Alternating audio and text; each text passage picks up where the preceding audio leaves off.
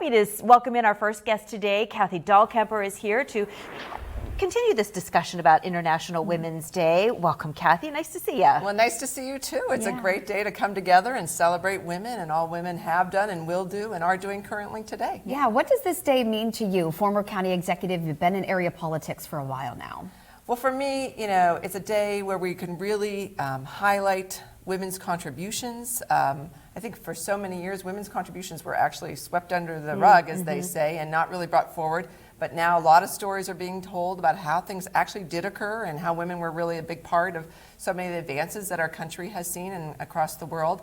And then it's also a time for us to reflect on what we need to do to continue to encourage women to take leadership roles, to really do what they innately can do and what their skill set is to help better this world. And women have a lot to give, and it's exciting to see women highlighted in this way. And I know when I had talked to you last, I think it was at the end of your term as county executive, you were hoping that women looked at your run as a way to get into politics specifically.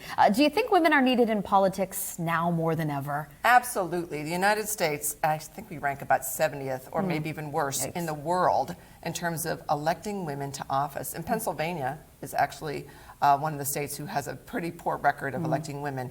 So I've actually been encouraging women for years to run, and I've actually started an organization called Women the Future, and it's really about inspiring women to put their name on the ballot, and then how can we help them, mentor them. So if someone wants to run for school board, maybe hooking them up with somebody who's already served on a school board so they can mentor that woman through the process of running for that particular seat. And I'm hoping that women will step up, and I think we have quite a few women who've turned in their petitions and will be running this year in our local election. Is this a service that's been around for a little while, Kathy, or did you start this after you ended your term as county executive?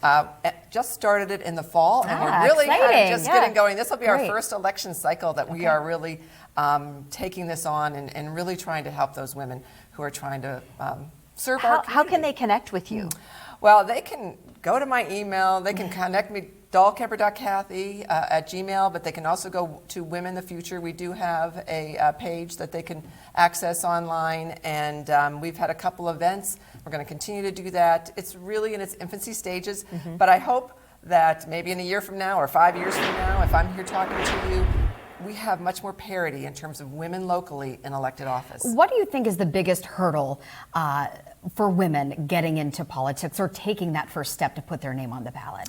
Well, I think one of the things is most women have to be asked. And too often the men aren't asking the women, and the men are the ones who are in most of our elected office.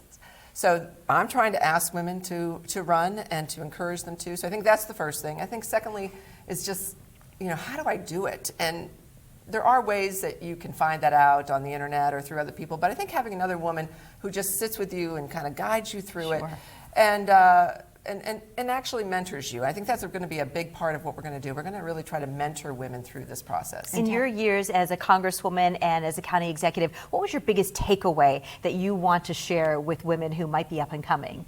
Well, we need women around the table. It's not that women are better elected officials overall, but when we have their voices at the table, 50% with men, 50%, we're going to make better decisions. And I think that's true in terms of young voices and older voices and different racial background voices. So we need all of those people at the table, but let's start with making sure we at least have women at the table. Yeah. Tell us one more time the name of that organization. It's called Women the Future. Women the Future. Kathy Dahlkemper on this International Women's Day. Thanks so much for joining us. Well, thank you. It's great to be with you.